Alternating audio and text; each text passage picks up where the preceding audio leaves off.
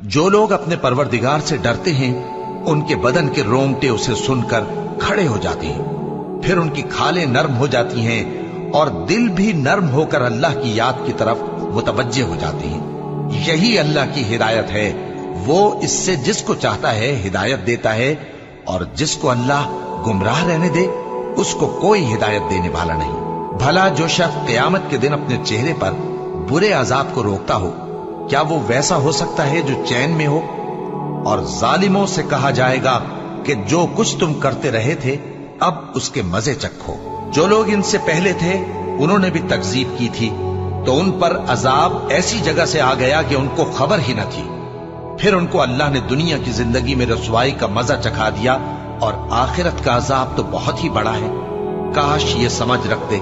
और हमने लोगों के समझाने के लिए इस कुरान में हर तरह की मिसालें बयान की हैं ताकि वो